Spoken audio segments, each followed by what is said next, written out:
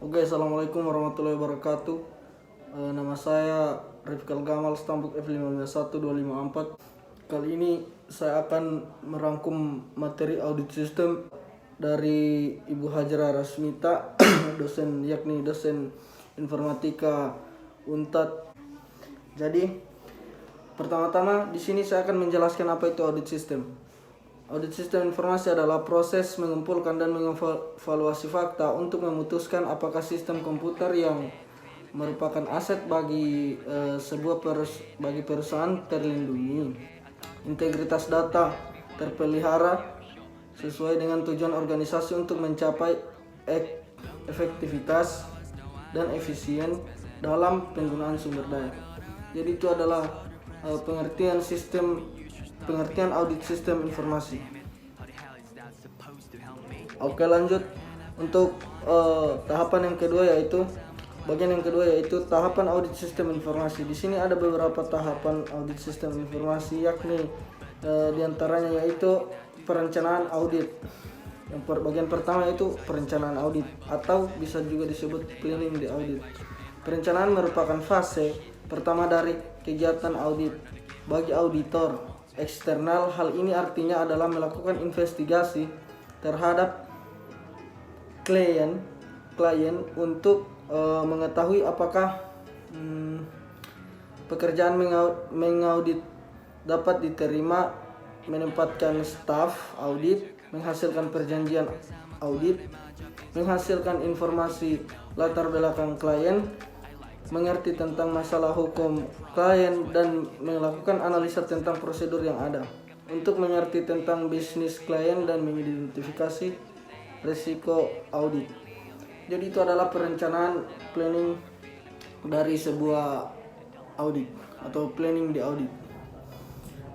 Bagian kedua dari tahapan audit sistem informasi yaitu pengujian pengendalian tes, atau juga biasa disebut test of controls. Auditor ini melakukan kontrol tes ketika mereka menilai bahwa kontrol risiko berada pada level kurang maksimum. Mereka mengandalkan kontrol sebagai dasar untuk mengurangi biaya testing. Sampai pada fase ini, auditor tidak mengetahui apakah identifikasi kontrol telah berjalan dengan efektif.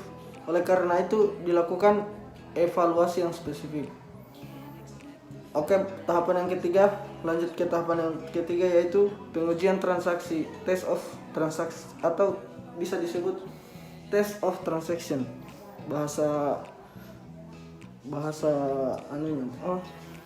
Inggrisnya. Auditor menggunakan tes terhadap transaksi untuk mengevaluasi apakah kesalahan atau proses yang tidak biasa terjadi pada transaksi yang mengakibatkan kesalahan pencatatan material pada laporan keuangan biasa. Ini biasa terjadi pada laporan keuangan ya. Tes transaksi ini termaksud menelusuri jurnal dari sumber dokumen, memeriksa file, dan mengecek keakuratan. Oke, lanjut pada sebuah tahapan audit sistem informasi ya. Pada poin keempat. Di sini yaitu poin keempatnya yaitu pengujian keseimbangan atau keseluruhan hasil, atau biasa disebut test of balance or overall result. Untuk mengetahui pendekatan yang digunakan pada fase ini, yang harus diperhatikan adalah pengamatan harta dan kesatuan data. Beberapa jenis substantif tes yang digunakan adalah konfirmasi piutang, perhitungan fisik, persediaan dan perhitungan ulang aktifat tetap. Dan yang kelima yaitu penyelesaian atau pengakhiran audit. Biasa disebut atau nama asingnya completion of the audit. Pada fase akhir audit ini, eksternal audit akan menjalankan beberapa tes tambahan terhadap bukti yang ada agar dapat dijadikan sebuah laporan. Lingkup audit sistem informasi pada umumnya difokuskan kepada seluruh sumber daya sistem informasi yang ada, yaitu aplikasi, informasi, infrastruktur, dan personil. Oke, lanjut. Menurut Ron Weber, ada beberapa tujuan audit sistem, yakni yang pertama yaitu pengamanan aset. Di sini bagaimana itu pengamanan aset? Aset informasi sebuah perusahaan seperti perangkat keras hardware, perangkat lunak software, sumber daya manusia, file data yang harus dijaga oleh suatu sistem pengendalian intern yang baik agar tidak terjadi penyalahgunaan aset perusahaan. Itu adalah itu adalah poin pertama tujuan dari sebuah audit sistem informasi. Dengan adanya pengamanan aset ini, sistem pengamanan merupakan suatu hal yang sangat penting yang harus dipenuhi oleh sebuah perusahaan. Lanjut, yang kedua yaitu menjaga integritas data. Integritas data adalah salah satu konsep dasar sistem informasi. Lanjut, yang ketiga, efektivitas sistem. Efektivitas sistem informasi perusahaan memiliki peranan penting dalam proses pengambilan keputusan. Suatu sistem informasi dapat dikatakan efektif bila sistem informasi tersebut telah sesuai dengan kebutuhan user. Yang keempat yaitu efisien sistem. Efisien menjadi hal yang sangat penting ketika suatu komputer tidak lagi memiliki kapasitas yang memadai atau harus mengevaluasi apakah efisien sistem masih memadai atau harus menambah sumber daya karena suatu sistem dapat dikatakan efisien jika sistem informasi dapat memenuhi kebutuhan user dengan sumber daya informasi yang minimal. Yang kelima yaitu ekonomis. Ekonomis mencerminkan kalkulasi untuk rugi ekonomi, rugi dan untungnya ya, cost atau benefit, yang lebih bersifat kuantifikasi nilai moneter atau uang. Ya. Jenis-jenis audit sistem informasi. Audit sistem informasi dapat digolongkan dalam tipe atau jenis-jenis sebagai berikut. Yang pertama yaitu audit laporan keuangan atau financial statement audit. Ya, kira-kira begitu. Adalah audit yang dilakukan untuk mengetahui tingkat kewajaran laporan keuangan yang disajikan oleh perusahaan. Apakah sesuai dengan standar akuntansi keuangan serta tidak menyelah uji material. Apabila sistem akuntansi organisasi yang diaudit merupakan sistem akuntansi berbasis komputer, maka dilakukan audit terhadap sistem informasi. Ya, dilakukan audit terhadap sistem informasi akuntansi, apakah proses atau mekanisme sistem dan program komputer telah sesuai. Pengendalian umum sistem memadai dan data telah substansiif. Yang kedua, audit operasional atau operational audit. Audit terhadap aplikasi komputer terbagi menjadi 3 jenis. Antara lain, 1. Post implementation audit. Audit ini memeriksa apakah sistem-sistem aplikasi komputer yang telah diimplementasikan suatu organisasi atau perusahaan telah sesuai dengan kebutuhan penggunanya, tanda kutip efektif, dan telah dijalankan dengan sumber daya optimal atau tidak efisien.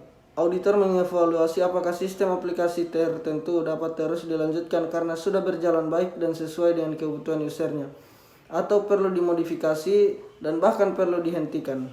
Yang kedua, concurrent audit atau audit secara bersama. Auditor menjadi anggota dalam tim pengembangan sistem atau biasa disebut sistem development team. Mereka membantu tim untuk meningkatkan kualitas pengembangan sistem yang dibangun oleh para sistem analis, desainer, dan programmer dan akan diimplementasikan. Dalam hal ini, auditor mewakili pimpinan proyek dan manajemen sebagai quality assurance. Dan yang ketiga yaitu concurrent audits atau biasa disebut audit secara bersama-sama. Auditor